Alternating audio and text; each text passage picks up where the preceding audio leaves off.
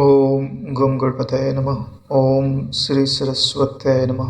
ओम श्री सद्गुरु परमात्मने नमः।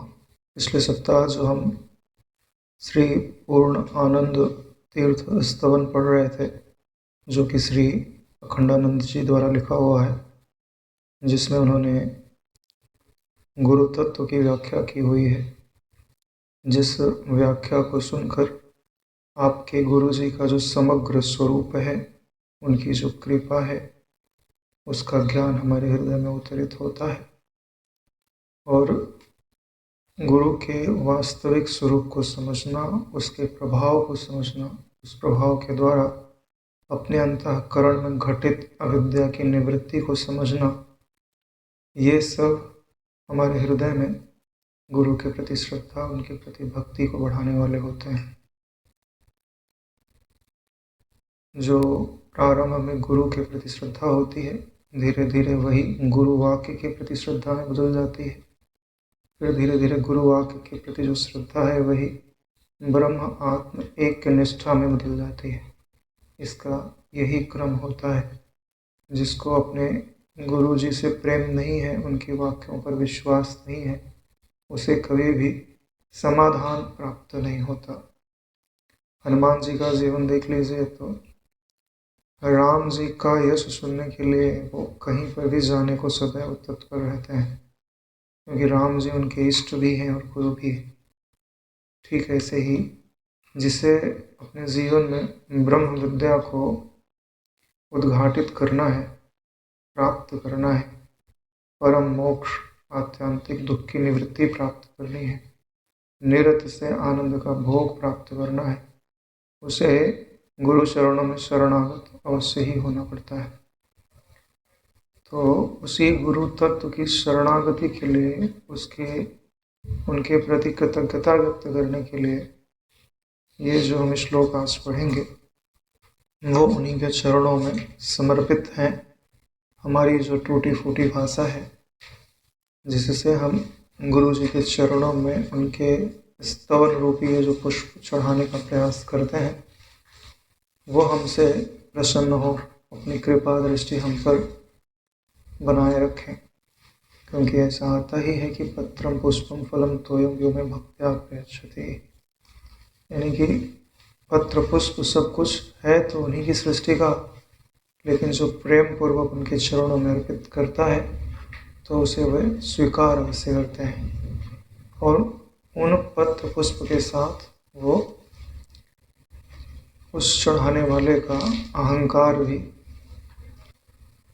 स्वीकार कर लेते हैं। और जो व्यष्टिगत अहंकार है, वो हमारे स्वरूप से निकल करके ब्रह्म रूप से हमें वापस प्राप्त हो। 12वां श्लोक है,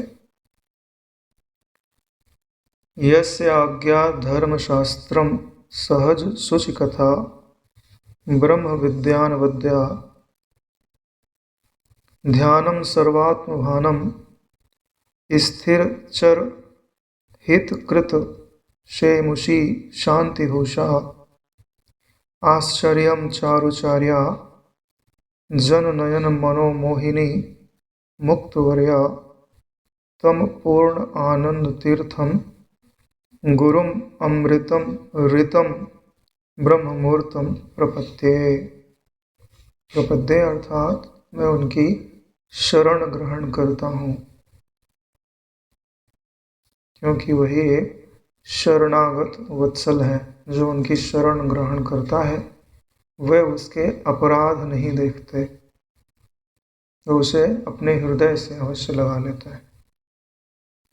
और हम तो उन्हीं के अंश हैं, उन्हीं के पुत्र हैं, तो हमारा तो अधिकार बनता है उन पर, उनके ज्ञान पर, उनके प्रेम पर।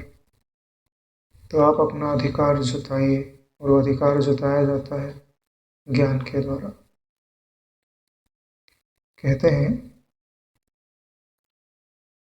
ऐसे गुरुदेव जिनकी आज्ञा ही धर्म का शास्त्र है। धर्म किसे कहते हैं? जो धारण करने पर आपका कल्याण करे, आदि भौतिक दृष्टि से कल्याण करे, आदि दैविक दृष्टि से कल्याण करे और पारमार्थिक दृष्टि से कल्याण करे, उसे ही धर्म कहा जाता है। और जो नासमझ बच्चा होता है उसे धर्म का भला क्या ज्ञान होएगा।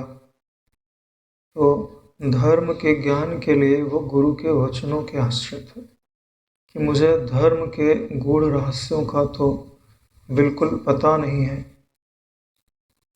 मैं तो आपके ही आश्रित हूँ। आप जैसा बोलोगे मैं वैसा उठूँगा, आप जैसा बोलोगे मैं वैसा चलूँगा, आप जैसा बोलोगे मैं वैसा सोचूँगा। अब ये धर्म है, अधर्म है, ज्ञान है, भक्ति है, यह सब विचारने की मेरी सामर्थ्य नहीं है। हे गुरुदेव, मैं तो आपके ही शरण हूँ, प्रपद्य हूँ, प्रपन्न हूँ।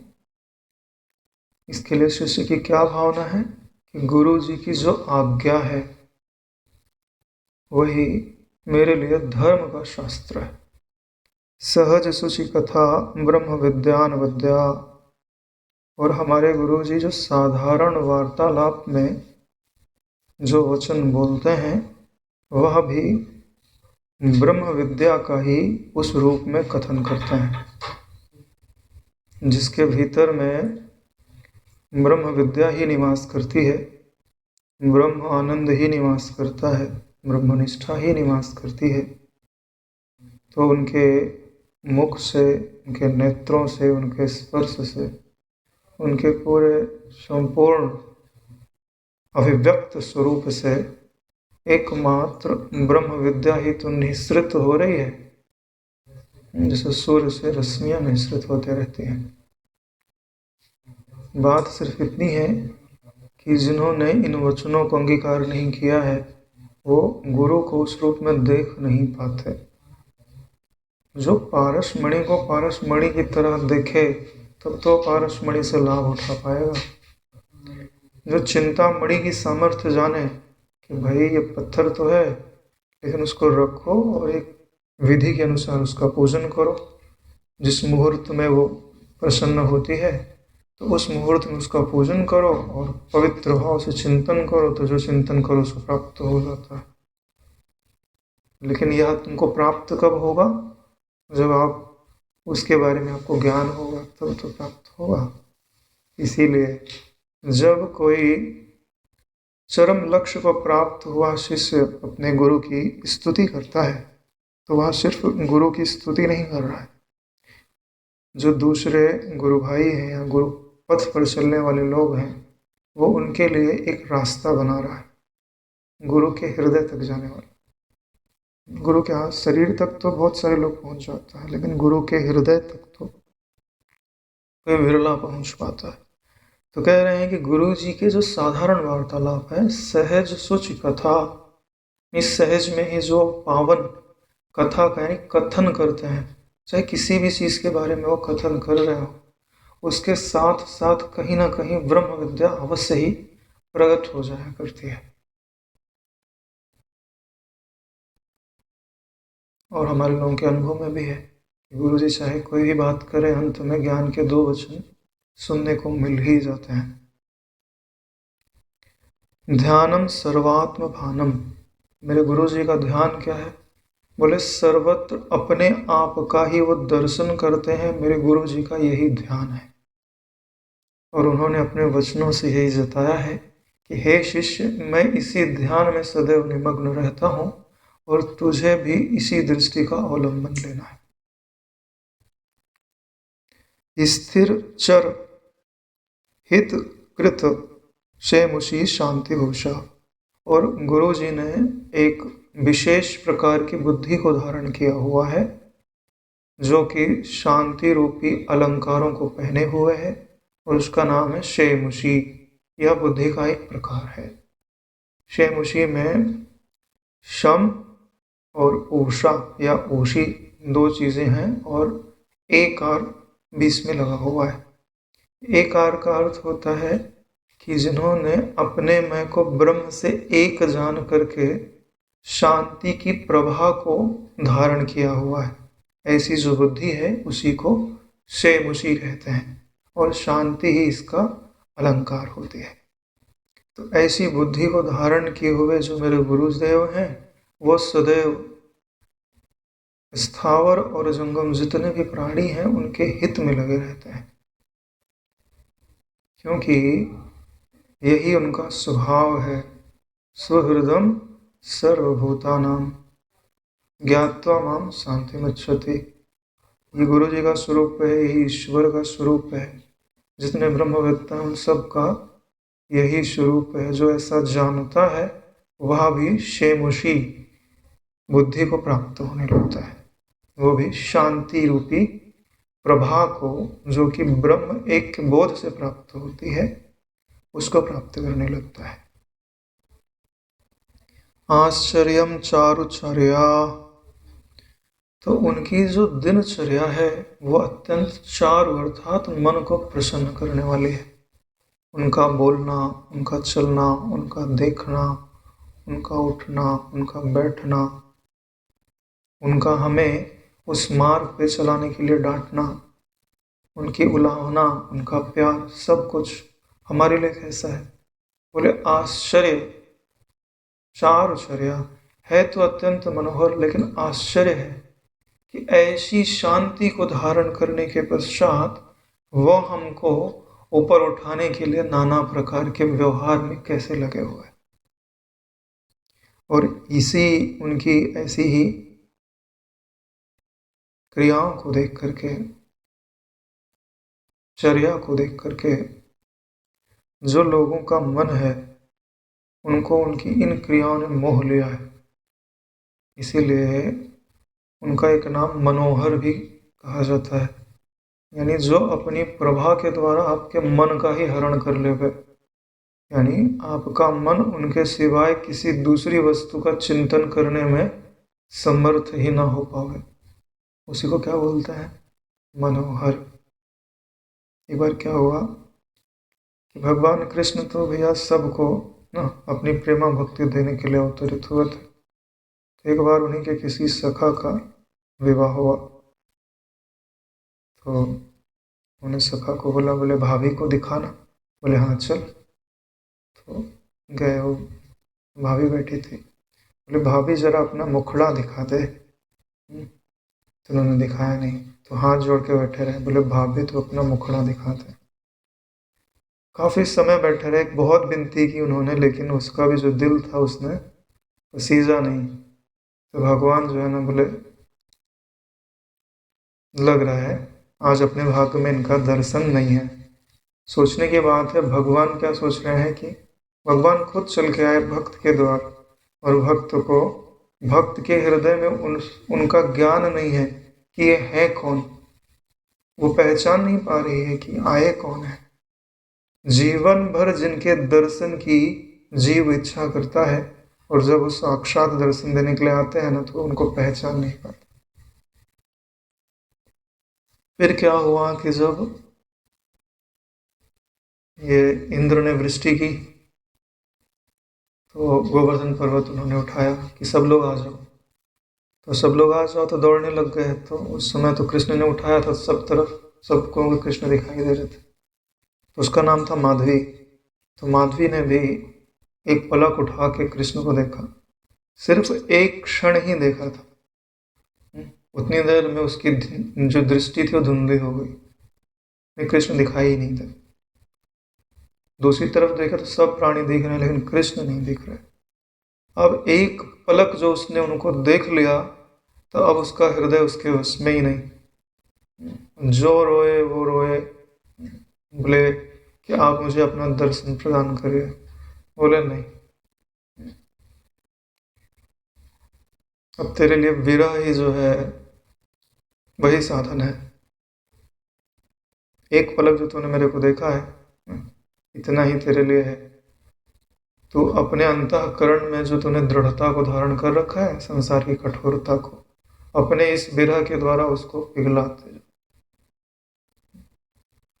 फिर जब कलयुग आएगा तो तू मीरा बन के आई। जो माधवी थी वही मीरा बन के आई है। वही उनका जो प्रेम था।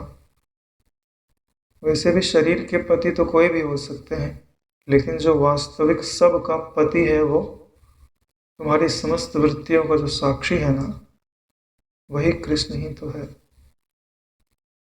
वही अव्यक्त परमात्मा ही तो है। कृष्ण क्यों बोलते हैं? क्योंकि वो संग है। जहाँ समस्त रंग होए श्वेत रंग प्रसिद्ध है, जहाँ न कोई रंग होए श्याम रंग सिद्ध है। तो जो असंग परमात्मा है उसका रंग क्या है? बोले श्याम। श्याम मतलब वहाँ जो भी गया वापस नहीं आया। काला किसको बोलता है? जो सारी प्रकाश किरणों को सोख लेता है, वापस आने ही नहीं देता, उसी को तो श्याम बोलता है। तो ये प्रेम होता है कि उन परमात्मा में और परमात्मा के प्राप्त महापुरुषों के अंदर यह सामर्थ्य होती है कि वह आपके मन का हरण कर सकता है। आपके मन को एक पल में क्या का क्या बना सकता है, रंग को राजा बना सकता है, व्याविचारी को ब्रह्मचारी बना सकता है। बड़ी बात क्या है? कोई उनके सम्मुख हो जाए, अपना अंतःकरण खोल कर। जब आप अपना अंतःकरण खोलेंगे तो समाधान अवश्य मिलता है। बड़ी बात क्या है कि हम अपनी अच्छाई तो बताते हैं, लेकिन अपनी कमियां नहीं बताते, तो बात नहीं बनती। मुक्त हो रहा कहते हैं कि ऐसा जो गुरु जी का पावन दिनचर्या है, उनकी क्रियाकलाप हैं, वो समस्त लोगों के मन को हरण करने वाली है, उनके हृदय को पावन करने वाली है। और इतना ही नहीं, इनकी दिनचर्या को देख करके जो मुक्त पुरुष हैं वो भी उस गुरु तत्व को वर्ण करना चाहते हैं। क्योंकि जब भी किसी मुक्त पुरुष का हृदय छलकता है तो वो गुरु को देख करके ही छलकता है। उनकी स्मृति आ जाए तो उनका हृदय भर जाता है। जैसे दादा गुरु जी का था, बैठे थे तो किसी ने आके बोला तो तुम कौन हो? आँख बंद करके ही बैठे थे तो बोला कि केशवानंद। तो उन्हें अपने गुरु जी की स्मृति आ गई। तो ऐसे जितने मुक्त लोग हैं वो भी ऐसे गुरुओं का जब दर्शन करते हैं तो उन्हें उनके रूप में अपने गुरु की स्मृति आ जाती है। तो बोलते हैं कि आपको प्रणाम है, प्रणाम है, प्रणाम है। इस जगत में कोई वास्तव में धन्यवाद का आश्रय है तो गुरु जी होते हैं। अरे जिसके पास सोने का महल होए और वो झूठी फूटी झोपड़ियों में नाले के किनारे बैठे हुए लोगों को न पानी पिला रहा हो, तो ये उसकी करुणा ही हो सकती है नारायण। कहाँ तो हम राग द्वेष दुनिया भर के प्रपंच करने वाले लोग, और कहाँ वो ब्रह्माकार वृत्ति में प्रतिबिंबित वो स्वरूप का निरतिशय आनंद। दोनों तो एक अंधकार है और एक प्रकाश। और गुरु जी क्या है? बोले संध्या। एक तरफ अंधकार को भी रखे हुए हैं, एक तरफ प्रकाश को भी रखे हुए हैं। इसीलिए तो हम लोग संध्या करते हैं। संध्या मतलब हम गुरु जी के सम्मुख खड़े हैं, गुरु जी के उधर प्रकाश है, हमारे अहंकार के इधर अंधकार है, दोनों का मिलाप हो रहा है, हम प्रकाश की ओर चल रहे हैं। ये संध्या है। तम पूर्ण आनंद तीर्थम, उन पूर्ण रूप आनंद रूप और मन को तारने की सामर्थ्य से युक्त गुरु जी को अमृतम ऋतम, सत्य रूप अमृत से जो जिनका स्वरूप परिपूर्ण है, इनकी करुणा भी परिपूर्ण है, ब्रह्म मुहूर्तम प्रपद्यम महे, ऐसे सदगुरु की ब्रह्म की साकार मूर्ति की, यानी दिखते तो वो आकृति में है लेकिन आकृति नहीं है। विचार के देखोगे तो उस आकृति का भी अंत नहीं है, अपरिच्छिन्न है उनकी आकृति, देखने की दृष्टि नहीं है आपके पास। गुरु जी के जो शरीर हैं उनके रोम रोम में अनंत कोटि ब्रह्मांडों को देखना चाहिए, और उन ब्रह्मांडों के अंदर पूरे त्रिलोकी को देखना चाहिए, उनमें ब्रह्मा विष्णु महेश को देखना चाहिए। फिर आपको समझ में आएगा कि आप देख किसको रहे हो। देखते देखते आप खो जाओगे, आपको पता ही नहीं चलेगा। जो साकार को निराकार बना सकता है, निराकार को साकार बना सकता है, वही गुरु जी को समझ सकता है। दोनों में से एक भी मिसिंग है तो आप गुरु जी को नहीं समझ सकते। जो केवल साकार में ही रुका हुआ है तो पहले कदम पे है, और जो निराकार में ही रुका हुआ है वो भी पहले कदम पे ही है। अरे हम पढ़ते नहीं है, पहले बोलते हैं वो साक्षी तत्व ब्रह्म है, जो दिखाई नहीं देता व्यक्त है, परमात्मा है। फिर क्या बोलते हैं, ये जो जगत दिखाई दे रहा है ना, बोले ये भी ब्रह्म है। पढ़ते हैं ना। हाँ, फिर तत्व भी ब्रह्म है, त्वम भी ब्रह्म है, दोनों की एकता भी ब्रह्म है। नारायण। 13वां श्लोक। आनंद ब्रह्म विद्याम अधिजिगम ईश्वर तैत्तरीया गभीरम मीमांसन्ते स्म विश्वम तद उदय विलयम निर्भयास्तत्स्वरूपम कल्याणी काणवाणी विमृशति मधुरम वीणयन्ती च तत्त्वम् तत्पूर्ण आनंद तीर्थे मधुनि वयम अमी निर्द्वयम लीलयामः। देखिए, जब ब्रह्म विद्या का अधिगमन करना होता है तो सब अलग अलग शाखाओं से ब्रह्म विद्या का अधिगमन करते हैं। जैसे कोई तैत्तरीय जो शाखा है उसके द्वारा ब्रह्म परमात्मा की प्राप्ति का यत्न करते हैं। जैसे हम लोग जो ज़्यादातर अभ्यास करते हैं वो वेद व्यास जी की जो शाखा है, जिसे हम ऋग्वेद की ऐत्तरीय शाखा बोलते हैं, उसके अनुसार ब्रह्म विद्या का अधिगमन करते हैं। ऐसे ही तैत्तरीय और काण्व शाखा का इन्होंने यहाँ पे वर्णन किया हुआ है। इनमें जो आनंद में ब्रह्म है वह कैसे प्राप्त होता है, तो बोलते हैं कि जो आनंद में ब्रह्म है उसको प्राप्त करने के लिए जो गंभीर मीमांसा की जाती है उसमें यह कहा जाता है कि यह जो समस्त जगत का उदय है और वह विलय है वह उसी आनंद में ब्रह्म से होता है। यानी ब्रह्म की आनंदता तैत्तरीय उपनिषद सिद्ध कर रही है, और वो आनंद ऐसा है कि जिसमें यह जगत डूब रहा है, कभी ऊपर आ रहा है। हाँ, तो जो वस्तु जल के अंदर डूबेगी तो जल से मग्न हो जाएगी। ऐसे ही दिखने में आने वाला यह जड़ात्मक जगत भी जब ब्रह्मानंद में डूबता है तो इसके कण कण में वह आनंद प्रकट हो जाता है। यह तैत्तरीय शाखा के अनुयायी ऐसा मानते हैं और वे निर्भय होकर विश्व को भी वही आनंद में ब्रह्म स्वरूप कहते हैं। और जो दूसरी शाखा है वो है काण्व शाखा की कल्याणमयी वाणी मधु मधु कहकर तत्व का मधुर रूप में संगीत गाती है। वीणयंती च तत्वम, कि वह जो तत्व है वह अत्यंत मधुर है, आनंद रूप है। तो ये जो दोनों शाखाएं हैं जिस आनंद ब्रह्म की बात करती हैं, मेरी दृष्टि में मेरे गुरुजी वही पूर्ण आनंद ब्रह्म है। और अब उनकी कृपा से वयमअमी, हम सब निर्द्वयम, उस निर्द्वय क्षेत्र में, यानी गुरु जी के हृदय में, गुरुदेव के हृदय में क्या निवास करता है? निर्द्वयता, जहाँ कोई दूसरा नहीं। लीलयामा, हम लोग वहीं खेल रहे हैं। यानी हम लोगों का क्रीड़ा स्थल क्या है? बोले पूर्ण आनंद रूपी तीर्थ ही हम लोगों का क्रीड़ा स्थल है। वास्तव में हम लोग गुरु जी के हृदय में निवास कर रहे हैं।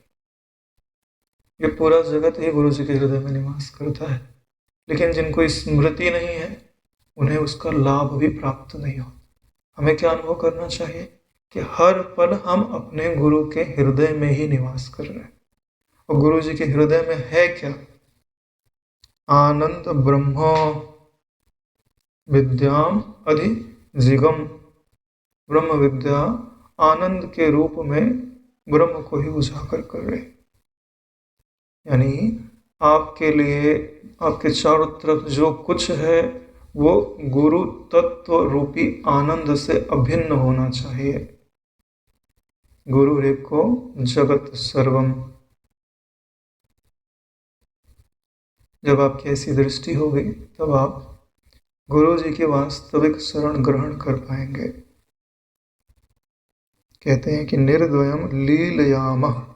लीलयामा का मतलब होता है जैसे छोटा सा बच्चा नहीं खेल रहा है, कूद रहा है, लेकिन खेल कूद कहाँ है, बोले माँ की गोद में। नीचे उतार दो तो रोने लगता है। ऐसे ही जब भी हमारी स्मृति गुरु तत्व से हटे तो हमारा हृदय व्याकुल हो जाना चाहिए कि कहीं माया हमारा गला न पकड़ ले, नाम रूप की आसक्ति कहीं मुझे गुरु तत्व की गोद से दूर न ले जा ले। अगर ऐसी हमारा प्रयास रहेगा तो हम अवश्य ही इस बात का अनुभव कर पाएंगे कि हमारी नित्य स्थिति हमारे गुरु जी के हृदय में, ब्रह्म के हृदय में है। ब्रह्म के हृदय में कौन निवास करता है? ब्रह्म के हृदय में वास्तव में ब्रह्म विद्या निवास करती है। जैसे विष्णु जी के हृदय में लक्ष्मी जी का वास होता है, शिव जी के हृदय में माता पार्वती का वास होता है, ऐसे ही ब्रह्म के हृदय में ब्रह्म विद्या का वास होता है। जब आप ब्रह्म विद्या की गोद में बैठते हैं और ब्रह्म विद्या गुरु जी के हृदय में रहती है तो आपकी स्थिति कहाँ होगी? गुरु जी के हृदय में। इसीलिए तो बोलते हैं कि ज्ञानी तो मेरा स्वरूप होता है, सबसे प्रिय मुझे ज्ञानी ही होता है। 14वां श्लोक है, धर्मः कर्म विशेष एष विहितः शास्त्रैः मनः शुद्धये शुद्धया सिद्ध पदार्थ बोधन विधा निर्बाधम आधीयते तत् त्वं तत् इति प्रमा श्रुतिरमा भेद भ्रम अपोहिनी पूर्ण आनंद पद प्रसाद परमा सद्य क्षमा मुक्ते।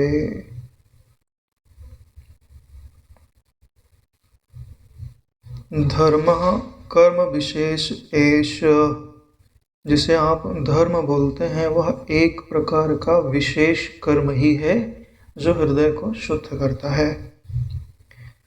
एष विहितः शास्त्रैः मनः शुद्ध है, शास्त्रों ने इसका जो निर्माण है किया है वो अंतःकरण की शुद्धि के लिए किया हुआ है। तो जो एक बाह्य दृष्टि होती है कि हम धर्म करेंगे पुण्य मिलेगा, कालांतर में स्वर्ग में हम जाएंगे, तो वह जो दृष्टि हम कालांतर में रखते हैं उसे अपनी जगह जीवित रहने दो, लेकिन एक दूसरी दृष्टि का भी आश्रय लो कि स्वर्ग मिले तब मिले, धर्म के सेवन से अभी मेरे हृदय में स्वर्ग उतर जाना चाहिए। स्वर्ग का क्या मतलब होता है? स्वर्ग, स्वर बोलते हैं ओंकार को। ओंकार यानी निर्वाण रूप जो ब्रह्म है उसकी ओर जो गमन करता है वही स्वर्ग है, उसकी ओर जो लेकर जाता है उसी को स्वर्ग बोलते हैं। तो धर्म क्या करता है? आपके अंतःकरण को ऐसा शुद्ध करता है कि उसमें जो उपजने वाली वृत्ति है वह गुरु तत्व की ओर जाने में समर्थ होने लगती है, उसकी स्वाभाविक गति उस ओर होने लगती है और बीच में रुकावट नहीं आती। जैसे हम चलना तो चाहें लेकिन कोई पाँव पकड़ ले तो हम चल नहीं सकते ना, तो जो पाँव पकड़ता है उसी को मोह बोलते हैं, दलदल बोलते हैं। तो धर्म क्या करता है? दलदल को सुखा देता है। शुद्धया सिद्ध पदार्थ बोधना, जब हृदय शुद्ध हो जाता है तो जो शुद्ध पदार्थ है उसका बोधन यानी ज्ञान प्राप्त करने में समर्थ होने लगता है।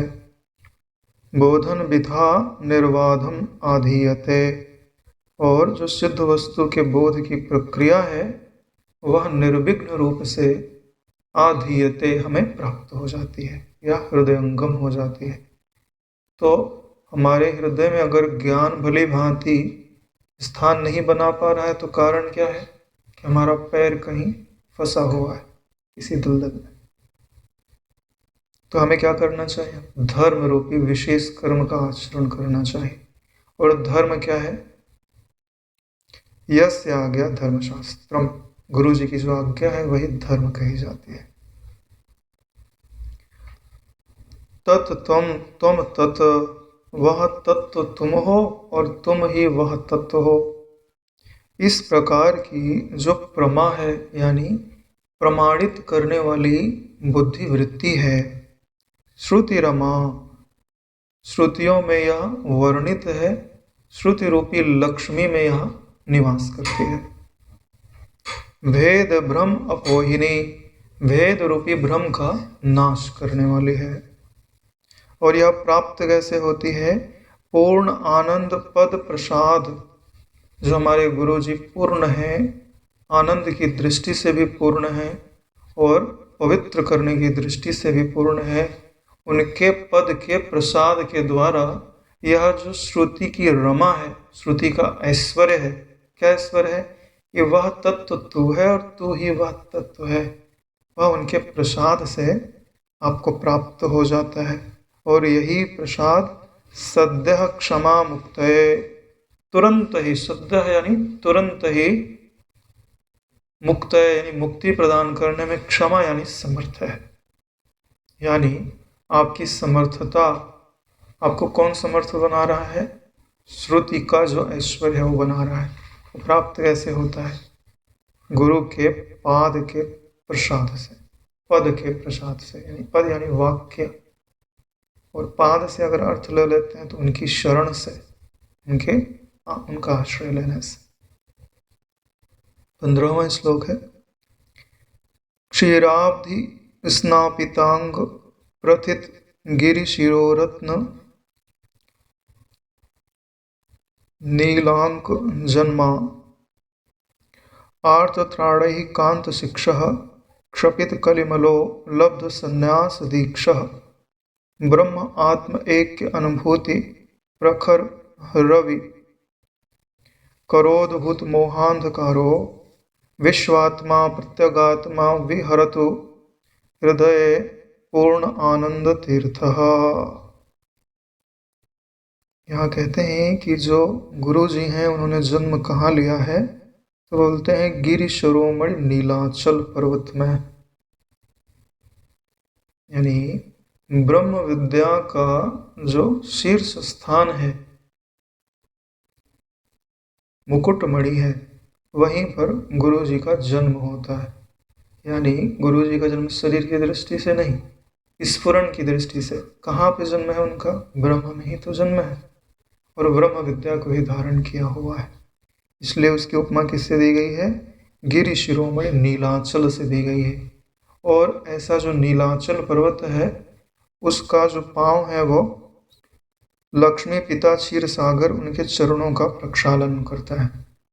एक तरह से बोला है तो यह जो भक्तों के द्वारा अपने गुरु को समर्पित भक्ति भाव है, वही क्षीर सागर है, और वही समस्त ऐश्वर्य को उत्पन्न करने वाला है।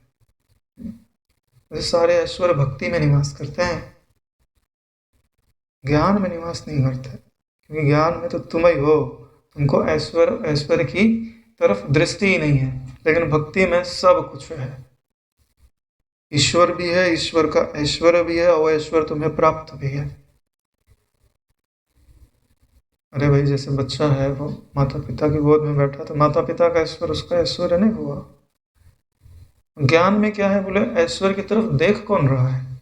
मुझे अपने आप से फुर्सत हो तब तो मैं किसी की ओर देखूं।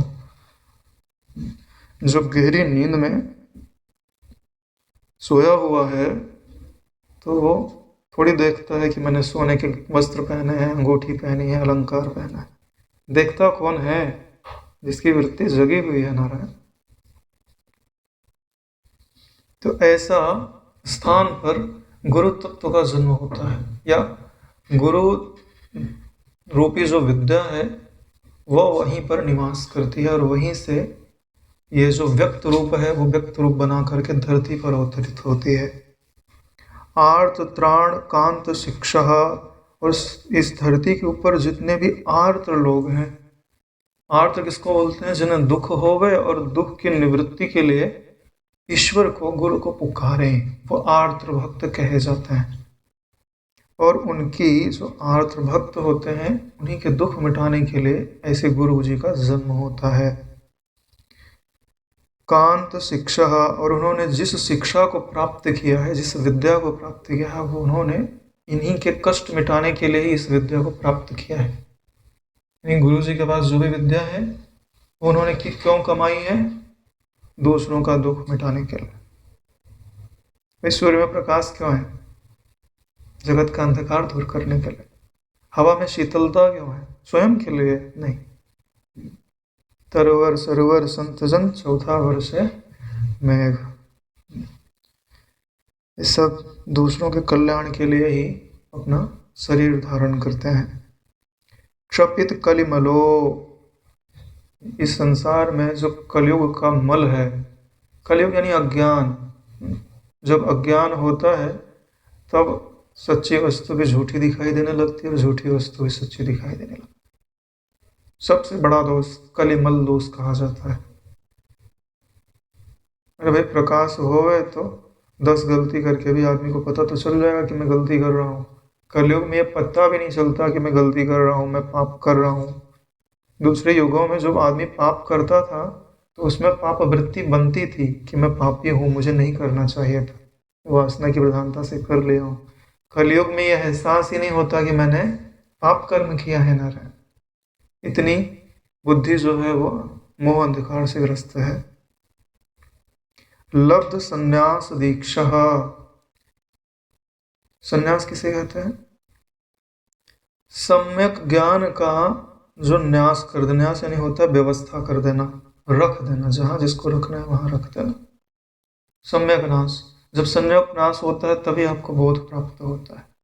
तो गुरु जी ने सम्यक ज्ञान की सम्यक स्थिति रूपी दीक्षा को अपने गुरु जी से प्राप्त किया और वही दीक्षा हमको भी प्राप्त कराई हुई है। और यही दीक्षा मोह अंधकार का नाश करती है। ब्रह्म आत्म एक अनुभूति प्रखर, और जब ऐसी दीक्षा प्राप्त हो जाती तो क्या होता है कि जो ब्रह्म तत्व है उससे अपना मैं एक हो गया और उसकी अनुभूति प्रकाशित होने लगती है। और कैसे प्रकाशित होती है? बोले सूर्य के रूप में।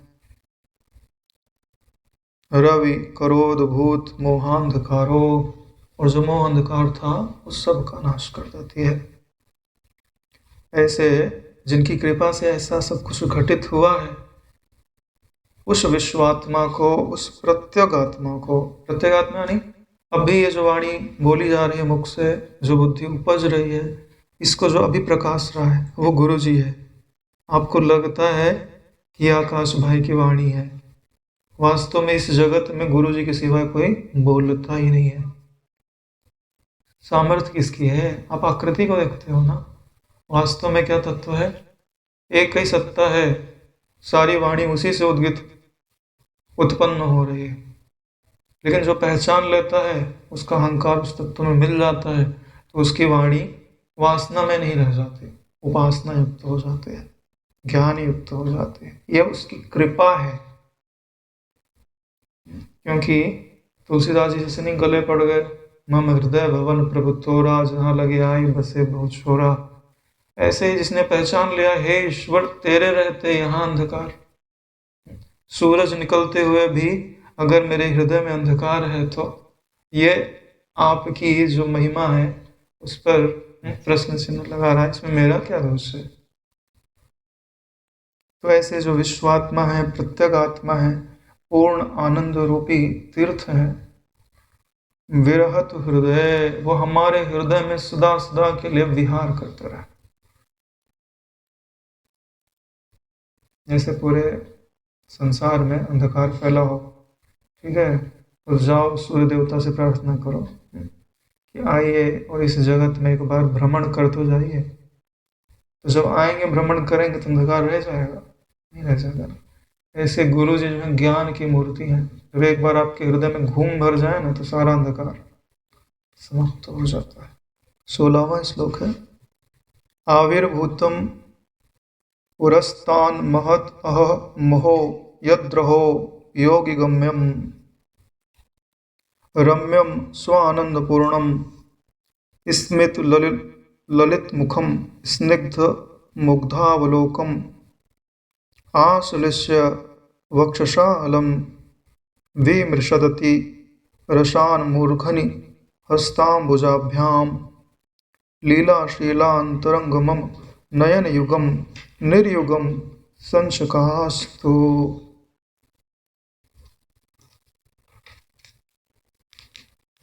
एकांत साधना करके योगी जन जिस महान दिव्य ज्योति का दर्शन प्राप्त करते हैं, आश्चर्य है वही मेरे नेत्रों के सामने प्रकट हो गई है। यानी योगी जन कितना प्रयास करके, कितना कष्ट सह करके उस ज्योति को अपनी आंखों के सामने प्रकट करते हैं, दिव्य प्रकाश को प्रकट करते हैं। और एक बार वो दिव्य प्रकाश प्रकट हो जाता है तो सारे अंधकार को हटा देता है, विशेष रूप से भी हटा देता है, सामान्य रूप से भी हटा देता है। यानी उन्हें विशेष ज्ञान भी हो जाता है और सामान्य रूप से भी ज्ञान हो जाता है। वो लोकांतर की चीज़ें चाहें तो देख सकते हैं, जिन्हें सामान्य ज्ञान है वो नहीं देख सकते, लेकिन अज्ञान अंधकार तो दोनों का निवृत्त होता है। तो जिस दिव्य ज्योति का वो लोग दर्शन करते हैं, आश्चर्य है कि वो जो इतनी साधना करके करते हैं वही मेरे नेत्रों के समक्ष मेरी बिना किसी साधना के कारण ही प्रकट हो गए हैं। मुझे अपने आप ही प्राप्त हो गई है, गुरु कृपा के कारण ही प्राप्त हो गई। अब बड़ी बात क्या है, प्राप्त तो हो गई, लेकिन क्या आप पहचान पा रहे हो कि क्या वही ज्योति है? ये बड़ी बात है। क्योंकि जो वस्तु सहज में मिल जाती है, व्यक्ति उसका मूल्य नहीं समझता है, समझना चाहता ही नहीं है। इसीलिए यह श्लोक हमें हमारे हृदय में यह बात स्थिर कराना चाह रहा है कि आप समझें कि यह वही दिव्य ज्योति है जिसका दर्शन कर लेने के पश्चात मम दर्शन फल परम अनुपा जीव पावै निज सहज स्वरूपा। एक बार जिसने दर्शन कर लिया ना, उसे उसका सहज स्वरूप प्राप्त होके ही रहता है। लेकिन दर्शन करना चाहिए, देखना नहीं चाहिए। देख तो बहुत सारे लोग लेता है, दर्शन में और देखने में अंतर होता है नारायण। दर्शन का मतलब समझते हैं, आदर्श किसको समझते हैं? आदर्श मतलब दर्पण नारायण। जब दर्पण में देखते हो तो क्या दिखता है? अगर आपने गुरु जी को देखा और आपको गुरु जी के आईने में आपका चेहरा नहीं दिखा ना, तो अपने गुरु जी का दर्शन नहीं किया। जिसने गुरु जी को देख करके, ईश्वर को देख करके उनके आईने में अपने आप को पहचान लिया, उसने गुरु जी का दर्शन किया है। नहीं तो तुमने जो है फिर दर्शन ही नहीं किया हमारा। तो इसलिए तो बोलते हैं कि एक बार जिसको दर्शन हो जाए ना, उसको उसके सहज स्वरूप की प्राप्ति हो जाती है, लिखा हुआ है। और ये वचन अपने आप में सत्य है। रामचरितमानस भगवान शिव जी ने सही किया हुआ है उसके ऊपर कि इसके एक एक अक्षर सत्य है। सत्यम शिवम सुंदरम। तो वह मेरे नेत्रों के सामने प्रकट हो रही है और वो कितनी रमणीय है, कितनी आत्मानंद से पूर्ण है। उनका जो मुख है वो अत्यंत सुंदर हास्य से युक्त है और उनको देखने भर से ही हमारे हृदय में स्नेह अतुलित मात्रा में उत्पन्न हो रहा है। वो मेरे मन को मुक्त किए जा रहे हैं। ऐसा लग रहा है कि हमारा मन अब हमारा ही नहीं रहा। एक हो तो सो गयो श्याम संग, है ना। एक ही तो मन होता है, उधो मन न भय 10-20, लेकिन हमको तो लगता है हमारे सैकड़ों मन है। इसको भी प्रेम कर लिया, इसको भी कर लिया, जो भी दिखा सबको प्रेम कर लिया। ठीक है, सबको आत्मीय रूप से प्रेम करो तो बात समझ में आती है, लेकिन एक जावे और दूसरे को हटा देवे तो फिर अपने तो व्यक्ति में आपकी जो वृत्ति है ना, बोले व्यभिचारिणी है। व्यभिचारिणी का मतलब है जिसको देखी उसकी हो गई। ऐसी वृत्ति से निश्चयात्मिका मति नहीं होती नारायण, इस तत्व का निश्चय नहीं होता। जब गुरु जी को उन्होंने ऐसे देखा हुआ है तो अब गुरु जी के हृदय में प्रेम की भावना अत्यंत ही लोरे ले रही है। और शिष्य की ऐसी भावना है कि गुरु जी के हृदय में प्रकट वह दिव्य ज्योति मुझे अपने हृदय से आलिंगन करना चाहते हैं। यानी ईश्वर का एक रूप ऐसा है कि जो अपने प्रेम रूप को धर करके आपसे आपके गले लगना चाह रहा है। कभी कभी ऐसा होता है, गुरु जी की स्मृति करिए तो पूरा रोम रोम पुलकित हो जाता है, आंखों में आंसू आ जाता है, गला रुंध जाता है, हृदय आनंद से शांति से भर जाता है, कृतज्ञता से भर जाता है। गुरु जी नहीं होते तो देह अभिमान के इतने थपेड़े लग रहे होते ना कि हम गिनती भूल जाते कि कितने थपेड़े लगे। आज साक्षी तत्व के निश्चय के कारण जिस शांति का हम सब गुरु भाई अनुभव करते हैं, जिस असंगता का अनुभव करते हैं, वो गुरु कृपा नहीं है तो क्या है? आपको पता नहीं है, आप भूल गए वो दिन जिस दिन अंतःकरण में इतने द्वंद्व होते थे, इतनी अशांति होती थी। हम भूल गए ना, इसलिए अभी की स्थिति का हमको मूल्य पता नहीं है। जैसे कोई राजमहल में रहने लग जाए तो 2-4 दिन तो उसे अपनी पुरानी बातें याद आती हैं, फिर धीरे धीरे आदत हो जाती है। तो वहाँ की सुविधा भी बोले रोज तो ऐसे ही है, तो क्या सुविधा है यहाँ पे? जब वो पुराने दिन याद करे तो उसको पता चले ना कि अब क्या मिल रहा है। बड़े प्रेम से कर कमलों से मेरे सिर का वो स्पर्श कर रही है। जो गुरु कृपा है ना, वो आ रही है और अपने कर कमल से, कर कमल यानी उनके हाथ ऐसे है जो मलिनता को दूर कर देते हैं, भक्ति के ज्ञान की सुगंध भर देते हैं। उनका जो हाथ है वो मेरे सिर से लगते ही मेरे सिर में निवास करने वाली सारी अविद्या, सारी अस्मिता, सारा राग तो सकने में सब छूमंतर हो गया है। तो सिर्फ गुरु तत्व का दर्शन और उस तत्व के प्रति अगाध प्रेम,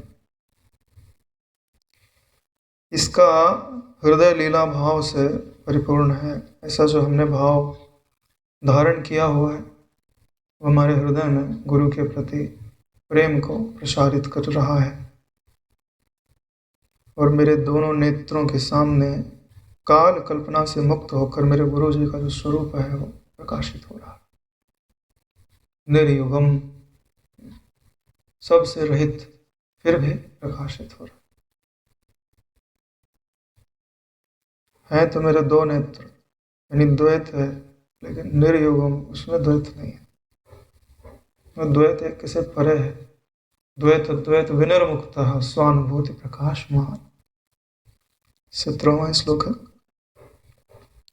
पूर्ण आनंद दया दृशा रस दया शाश्वत प्रसाद उदया ब्रह्म ज्ञान विनोदया जन मन मोदाय निखेदया विश्व प्रेम विकास हासम उदया त्रैलोक संपद दया पूर्ण आनंद दया मदीय मन से कंसित कणाम यच्छतो। जो गुरु जी की दया है वो परम दया है, परम करुणा है। मदीय मन से, मैं अपने मन से किंचित कणाम यच्छतो, उसके एक कण की ही इच्छा करता हूँ। बोले 1 कण में पेट भर जाएगा तुम्हारा? बोले अवश्य भर जाएगा। बोले क्यों? क्योंकि वो बोले पूर्ण है ना, पूर्णात पूर्ण मुदच्यते। देखता तो 1 कण है लेकिन प्राप्त पूर्ण होता है। तो बोले उनकी दया कैसी है जिस दया की आप 1 कण की इच्छा करते हो? बोले उनकी दया ऐसी है कि बोले पूर्ण आनंद को देने वाली है। बोले पूर्ण आनंद को देने वाली है तो उसकी इच्छा मैं क्यों ना करूं? पूर्ण आनंददायी दृष्टि से परिपूर्ण है, शाश्वत प्रसाद को देने वाली है, ब्रह्म ज्ञान का आनंदमय उदय करने वाली है, ब्रह्म ज्ञान विनोदया जन मन मोदाय निखेदया, समस्त लोगों के मन के सारे दुखों को दूर करके उनके मन में आनंद यानी मोद को उपजाने वाली है। ये गुरु जी की दया है, ये उनकी दृष्टि की दया है। तो जो देखते हैं ना अपनी दृष्टि से, तो उस दृष्टि में दया ना होवे ना तो तुमको देखे ही नहीं, करुणा ना होवे ना तो देखे ही नहीं। विश्व प्रेम विकास, विश्व रूपी प्रेम का विकास करने वाले हैं। विश्व रूपी प्रेम का मतलब ये नहीं होता जितने लोग हैं तुम सबसे प्रेम कर रहे हो, ठीक है? विश्व आपके लिए क्या है? एक ब्रह्म, विश्व में जैसे लोग ना बोलते हैं कि हम विश्व प्रेम का विकास कर रहे हैं, जो भी मिल गया हम उसको गले लगा लेते हैं ना, सारे भाई भाई। ये अध्यात्म में इसका अर्थ ये अर्थ नहीं होता। वहाँ विश्व जीवित ही नहीं है, विश्व के रूप में ईश्वर ही है। इस सब में एक तत्व का दर्शन करना, किसी से भेदभाव ना करना और उस तत्व के प्रति अगाध प्रेम होना, यह विश्व प्रेम कहलाता है। और गुरु जी की जो दयापूर्ण दृष्टि है उससे यह प्राप्त होता है। त्रैलोक की संपदा दया, तीनों लोक की संपदा प्राप्त हो जाती है। मैंने बोले 3 लोक की जो संपदा है वो एक ही तो संपदा होगी, हर व्यक्ति को कैसे प्राप्त हो सकती है? भाई एक व्यक्ति को 3 लोक की संपदा दे दे तो खत्म हो जानी चाहिए। बोले ऐसी बात नहीं है नारायण, जितने अंतःकरण है उतने तीनों लोक है। तुम अपने तीनों लोक के स्वयं ही मालिक हो, स्वामी हो। उसका वैभव तुम्हारा ही वैभव है, क्योंकि यहाँ जो वैभव होता है वो भोगने वाला वैभव नहीं होता, देखने वाला वैभव होता है। अरे तुम्हारी दृष्टि का जो विलास है, ठीक है, वो क्या भोगने के लिए है ही नहीं है नारायण। विचार करके देखोगे तो सिर्फ जैसे मूवी किस लिए देखी जाती है, वहाँ की वस्तु को खाने के लिए है, दिखने मात्र, तुम्हारी मन की प्रसन्नता मात्र है, उससे तुम कुछ ले नहीं सकते, उसमें कुछ दे नहीं सकते। ऐसे ही है जो तीनों लोगों की संपदा है ना, वो सिर्फ विलास मात्र है नारायण, तो वह आपको प्राप्त हो जाते हैं। और ऐसी प्राप्ति किससे होती है? जो आपके पूर्ण आनंद रूप गुरु है उनकी कृपा से प्राप्त हो जाती है। तो इसलिए हम उनकी कृपा के एक कण की ही इच्छा करते हैं।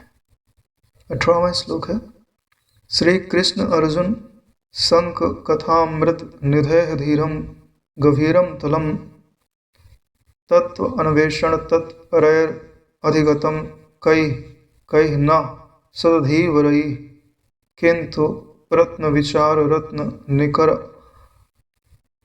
आनानीय दाने प्रभु पूर्णानंदमृते न कश्चिद इति तम सर्वात्मना संश्रये।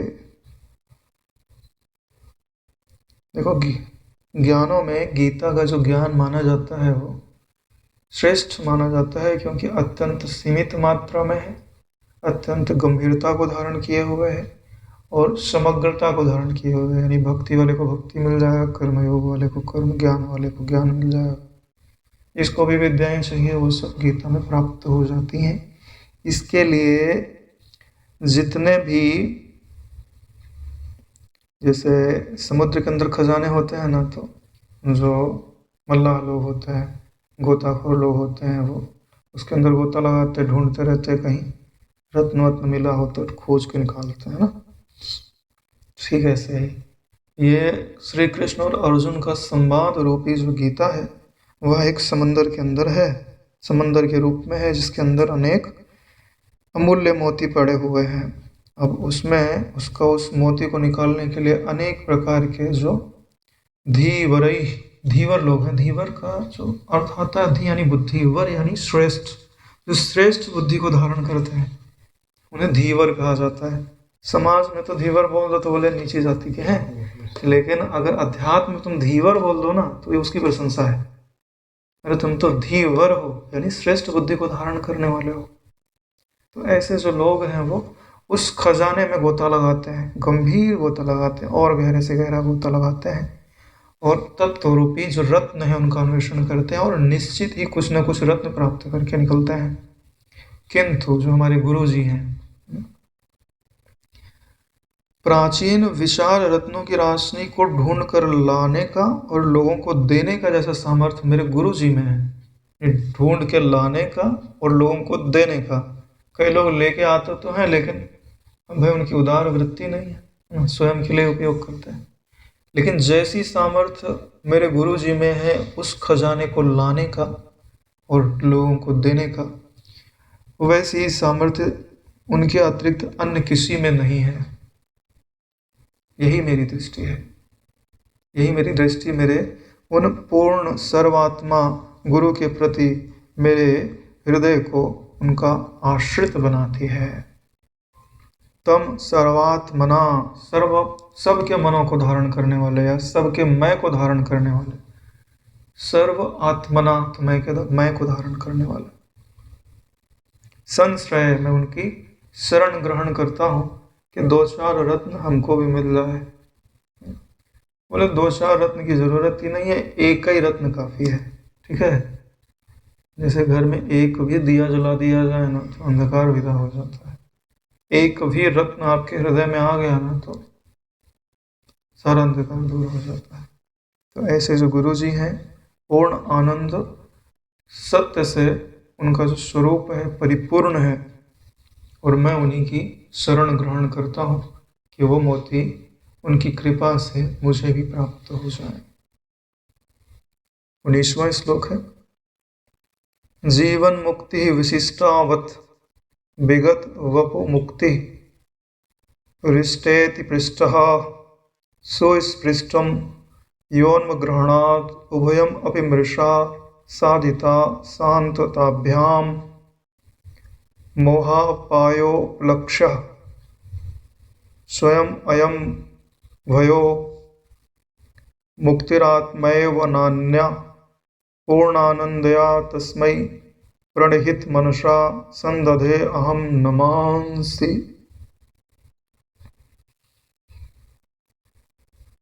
यह पूछने पर कि जीवन मुक्ति ही विशिष्टा, जीवन मुक्ति विशेष है या विदेह मुक्ति विशेष है, विगत वपुः मुक्ति ही, यह प्रश्न करने पर मेरे गुरु जी ने स्पष्ट किया कि ये दोनों ही मृत्या हैं, उभयाम अपि मृषा, क्योंकि दोनों ही आदि अंत वाली अनित्य हैं। बोले मुक्ति भी कहीं आदि अंत और अनित्य होती है? बोले जो तुम बात लेकर के आ रहे हो ना कि जीवन मुक्ति बड़ी है और या विदेह मुक्ति बड़ी है, तो नारायण जो तुम बोल रहे हो तो तुमने अभी क्या जीवन मुक्ति धारण किया हुआ है? अभी क्या तुमने विदेह मुक्ति धारण किया हुआ है? क्या धारण किया हुआ है? बोले जीवन मुक्ति की कल्पना धारण की हुई है और विदेह मुक्ति की कल्पना धारण की हुई है। अगर तुम जीवन मुक्त होते तो पूछने नहीं आते और विदेह मुक्त होते तो बात ही नहीं रही।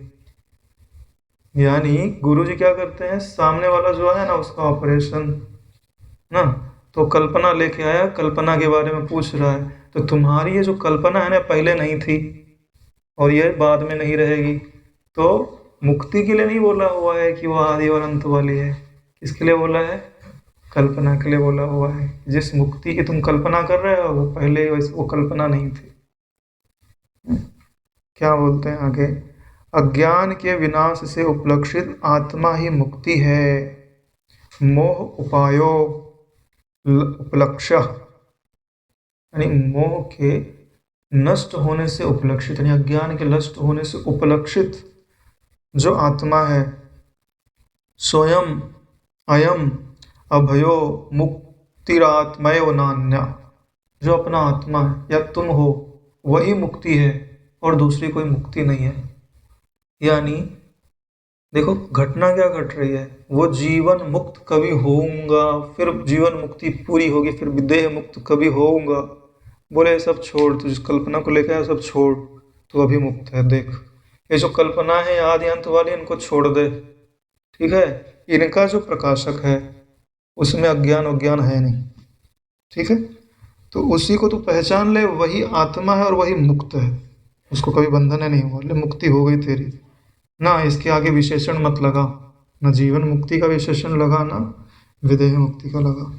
गुरु जी का तो यही उद्योग होता है। एक कल्पना को लेके आया था लेकिन उन्होंने कल्पना को पोषा नहीं नारायण। तो जैसा सामर्थ्य सदगुरुओं में होता है ना उत्तर देने का, विलक्षण प्रतिभा के धनी होता है। शिष्य तो कल्पना को ओढ़ करके लेके आता है और सोचता है कि मैं कल्पना को और बढ़ाऊंगा, और पता ही नहीं चलता कि पैर के नीचे से जमीन खींच ली गई है ना। पूरा अज्ञान जो है धड़ाम से गिरता है, पूरा अहंकार धड़ाम से गिरता है। पूर्ण आनंद तस्मयी प्रणित मनसा संदधे अहम नमांसि। ऐसे लोक उत्तर देने वाले, ऐसे लोकों में प्रसिद्ध उत्तर देने की जो सामर्थ्य है वो मेरे गुरु जी में ही है। ऐसे गुरु जी को मैं एकाग्र मन से बार बार नमस्कार कर उनका ही ध्यान करता हूँ। बोले नमस्कार करके छूट नहीं गए, संदधे हम नमानसी। बोले नमन क्यों कर रहा हूँ? बोले आपको अपने हृदय में बिठाने के लिए। धी आना, धी अयन, जो बुद्धि का घर है वो कौन है? गुरु जी है। ध्यान बोलते हो ना, बुद्धि को उसके घर में प्रतिष्ठित कर देना, इसी को ध्यान, धी अयन बोलते हैं। धी अयन ध्यान, यानी बुद्धि को उसके घर में बिठा दो तो उसी को ध्यान कहते हैं। तो हमारे बुद्धि का घर कौन है? हमारे गुरु जी। अरे वही गुरु जी, उन्हीं को आप ब्रह्म बोलते हो। तो अपनी बुद्धि को कहाँ लगाते हो ध्यान करने के समय? बोले जो निर्विषय तत्व है, मतलब ध्यानम निर्विषयम मनः, उसमें लगाते हैं। अरे नारायण उसी को गुरु बोलते हैं। वास्तव में गुरु जी का वही स्वरूप है, जो दिखाई देता है वह स्वरूप उनको उस चीज में ले जाने के लिए है। यह बात आप समझ लो अच्छी तरह से। तो मंगल ही मंगल है ना। भूतकाल भी मंगल हो जाएगा, वर्तमान भी मंगल हो जाएगा, भविष्य भी मंगल हो जाएगा। तीनों काल ही नहीं रहेंगे, मंगल ही मंगल रहेगा। और उसी मंगलता का नाम है गुरु तत्व, आत्म तत्व, ब्रह्म तत्व। सुवर्ण सुवर्ण प्रभाभिः श्रुति हृदय नभो व्यापिनी वीरमनोज्ञ भाव अभाव प्रभावोचित हितमणिभिः विस्फुरद्भिः प्रपूर्णा श्री पूर्णानंद तीर्थ आगम निगम रसोल्लास संपन्नधानी मंजूषा कापिवाणी मम मनसि मनांक मंदिरे चाकशीतु। यह जो हमारे गुरु जी की वाणी है वह सुवर्ण के समान चमकते हुए वर्णों से युक्त है। श्रुति की वाणी है, हमारे हृदय रूपी आकाश में झिलमिल झिलमिल अपनी सुंदरता को फैला रही है। जब हम गुरु के मुख से वचनों को सुनते हैं तो वो रत्न के समान है। किसके रत्न हैं? बोले श्रुतियों के रत्न के समान है, और हमारे कानों के द्वारा हमारे हृदय में प्रवेश कर जाता है। ज्ञान जो है कानों के द्वारा हृदय में प्रवेश करता है। शब्द प्रमाण इसलिए तो बोलता है ना, दृश्य प्रमाण नहीं बोलते हैं, शब्द प्रमाण बोलते हैं ना। क्योंकि शब्द जो है आकाश तत्व से उपजता है ना, आकाश निराकार होता है, तो तत्व सदैव निराकार होता है, दृश्य सदैव साकार होता है। इसलिए चार्वाक लोग जो है ना नेत्र को प्रमाण मानते हैं, और जो वेदांती लोग होते हैं ना श्रोत्र को प्रमाण मानते हैं, श्रुति को प्रमाण मानते हैं ना, श्रोत्र। इसके लिए वो रूप में फंस जाते हैं और वो शब्द से मुक्त हो जाता है। तो बोल रहे हैं कि हमारे गुरु जी के जो श्रुति रूपी वचन है, वो वचन जो है दूसरे पदार्थों की तरह नहीं है। बोले इनकी अपनी एक आभा है, इनका एक प्रकाश है, यानी इनमें स्वयं ज्ञान है। जैसे गुरु जी स्वयं प्रकाश है ना, उनका स्वरूप स्वयं प्रकाश है ना, उनके मुख से निकले वाले जो वचन है ना वो भी स्वयं प्रकाश है। उनकी स्वयं की अपनी आभा है। उनको हृदय में धारण कर लो तो अपने आप अंधकार मिटने लगता है। हृदय नभो व्यापिनी, वो हृदय में आते हैं तो पूरे हृदय को व्याप्त कर जाते हैं। किस रूप में? प्रकाश के रूप में। और उससे होता क्या है कि बोले भाव अभाव प्रभाव से हमारा जो हृदय होता है वह मुक्त हो जाता है। भाव यानी जगत का होना, अभाव यानी जगत का ना होना, और इनके कारण इसका जो प्रभाव है, प्रभाव यानी जगत में किसी को देखा, धन वैभव, बोले हमारे पास भी होना चाहिए।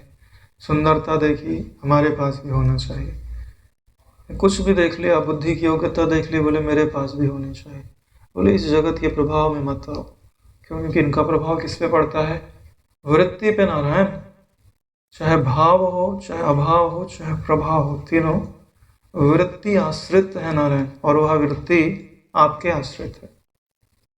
आप अपनी महिमा को पहचान नहीं रहे। गुरु की वाणी यही आपको समझा रही है कि आप अपने आप को समझो कि आप ही वह मणि हो जिसके प्रकाश में ये तीनों चीजें प्रकाशती हैं, और कल्पना मात्र ही प्रकाशती हैं। और आप कैसे हो? बोले उस मणि के प्रकाश जैसे प्रपूर्ण हो, आप में कोई कमी नहीं है। और ऐसा आपने जाना कब?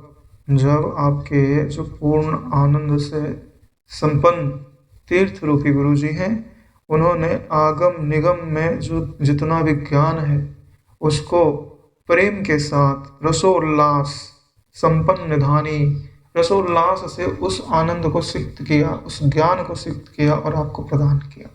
जैसे औषधि को अगर मधु में मिश्रित करके पिलाओ तो ना सुस्वाद भी होती है, पच भी जाती है और रोग भी निवृत्त हो जाती है। इसे गुरु के वचन से सिर्फ ज्ञान प्राप्त नहीं होता, रस युक्त ज्ञान प्राप्त होता है। ज्ञान भी है, सरसता भी है, तभी शिष्य उत्कंठित नहीं होता, व्याकुल नहीं होता, उसके हृदय में धैर्य बना रहता है। मंजूषा काव्य वाणी, ऐसे मेरे गुरु जी की जो मंजूषा है, वाणी की पिटारी है। मम मनस मनांक मंदिरे चाकिशीतो, मेरे मन रूपी मंदिर में वह जो पिटारी है वो सदैव प्रकाशित होती रहे हमारे हृदय को।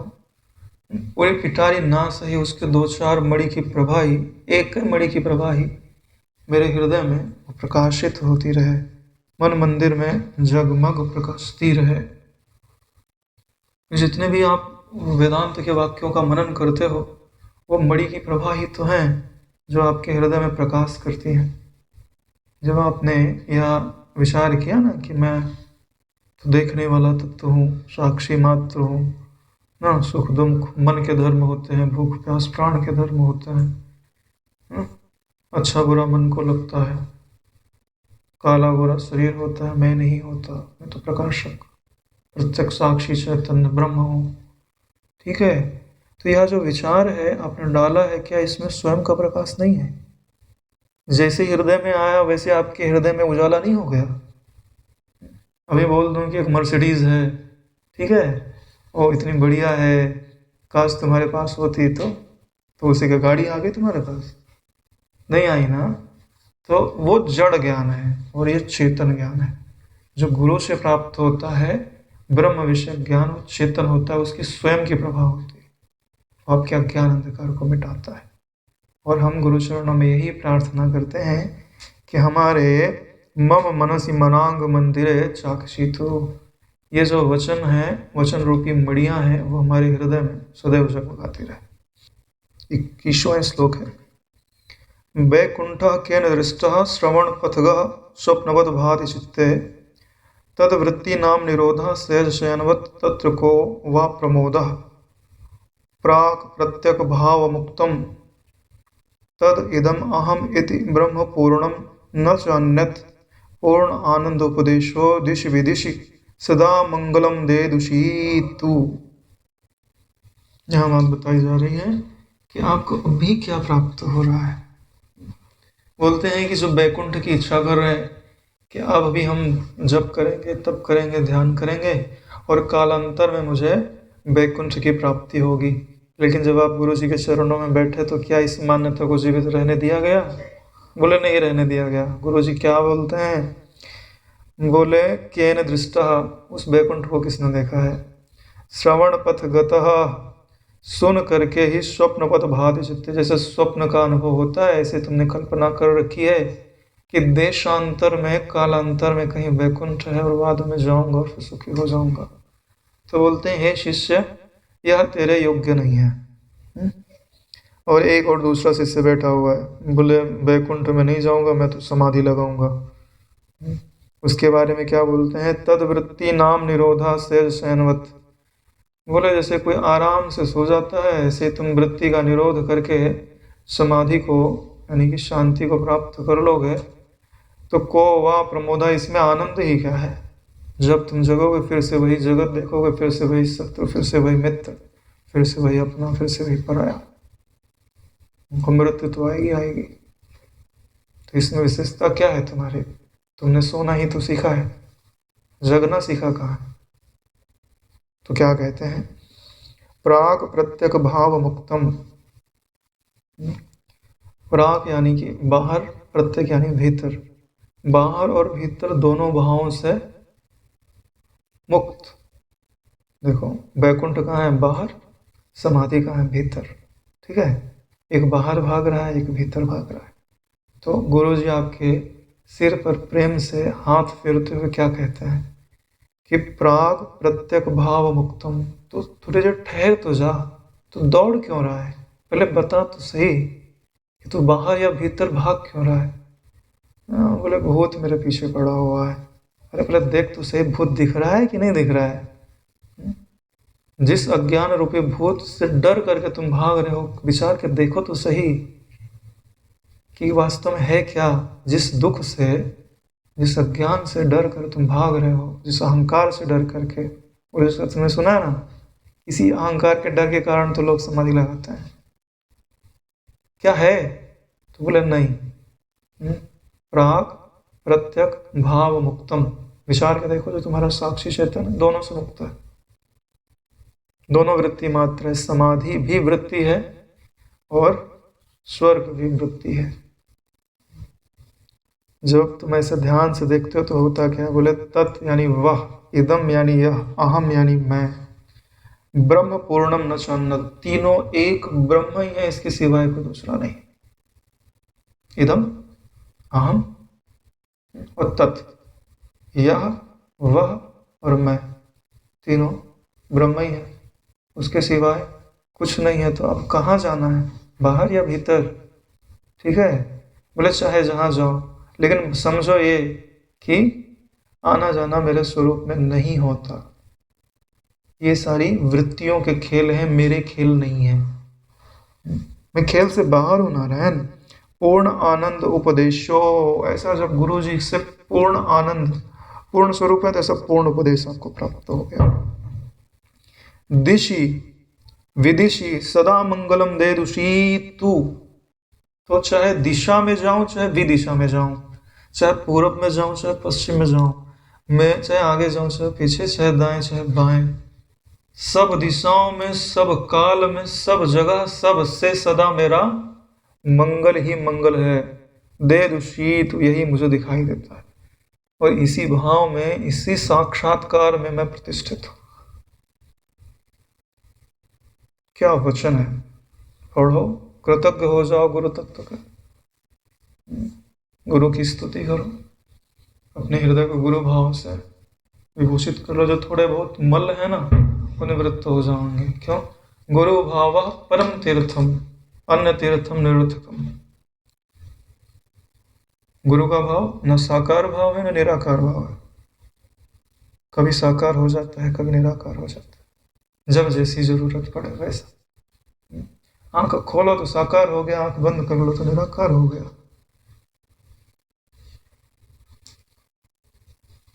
ऐसा ही तो चाहिए कि जो सब जगह उपलब्ध हो गए, है ना। निराकारे हो गए तो तुम वृत्ति से तदात्म कर लो, तो बोले दिखना बंद हो गया। बोले नहीं, दर्पण भी वही है और दर्पण में दिखने वाला दृश्य भी वही है। ठीक है, तो दर्पण दिखा तो भी आनंद है, दृश्य दिखा तो भी आनंद है। प्रणाम है ना उनको, ऐसे स्तोत्र लिखने वालों के चरणों में बार बार प्रणाम है। अंतिम श्लोक है 22वां। अखंड आनंद संबोध पूर्तये ब्रह्म मूर्तये सुधा स्मित समाश्लिष्ट नेत्रांत स्फूर्तये नमः। नेत्रांत स्फूर्तये नमः। जो मेरे गुरु जी हैं वही अखंड आनंद रूप हैं, और जब हम उनकी शरण हो जाते हैं तो हमारे आनंद में, आनंद की प्राप्ति में जो भी कमियां रहती हैं उन्हें वे पूर्ण करने वाले हैं। अखंड आनंद की संपूर्ति रूप है, यानी उनके पास एक ऐसा वाहन है कि जो हर शिष्य के हृदय में उस वाहन से जाते हैं, और जहाँ कहीं भी थोड़ी बहुत कमियां रह जाती हैं, और वहाँ से वो सामान उतार के उस हृदय में लगा देते हैं, और उसका हृदय काम करना चालू कर देता है। हृदय का काम क्या है बताए, ईश्वर को स्थान देना। ईश्वरा सर्वभूतानां हृदय से अर्जुन तिष्ठते। लेकिन भगवान रहेंगे कब, अरे भाई झाड़ू वाड़ू लगा के साफ वाफ करोगे, पवित्र करोगे, तब तो रहेंगे। बोले रहने का स्थान तो है, लेकिन तुमने इतना कचड़ा फैला के रखा है। भगवान दूर से देखते, बोले नहीं जाना इधर, रहने की जगह ही नहीं है, तो रहने के योग्य तो बनाओ, तब तो ईश्वर अपना वचन पूरा करेंगे। काम को उठा दिया, क्रोध को, लोभ को, मोह को, भय को। तो ये पूर्ति कौन करते हैं, गुरु जी करते हैं। इसलिए क्या बोलते हैं, अखंड आनंद संपूर्ति संबोध पूर्त है ब्रह्म मूर्त है। दिखते साकार हैं और है परिपूर्ण निराकार, और हैं परिपूर्ण निराकार फिर भी साकार होने की सामर्थ्य रखते हैं नारायण। हमारा ईश्वर पराधीन थोड़ी ना है कि निराकार है तो निराकार ही रहे, है ना, अपने दूत वूत को भेजते हुए, ऐसी बात तो है नहीं। समर्थ है, जो इतनी आकृतियां बना सकता है, क्या वो स्वयं की आकृति नहीं बना सकता? जिसने तुमको रच दिया, कि वो स्वयं को रच नहीं सकता, एक आकृति ग्रहण नहीं कर सकता? कर सकता है नारायण।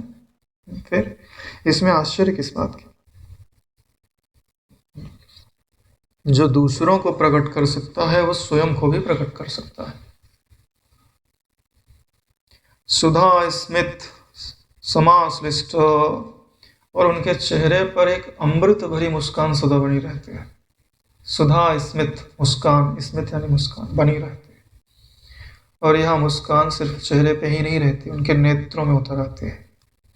नेत्रांत स्फुर्त है, और उस नेत्रांत से यानी एक कृपा कटाक्ष भरी, जिसको एक बार वो नजर देख लेता है ना, वह भी ब्रह्म की मूर्ति हो जाता है नारायण।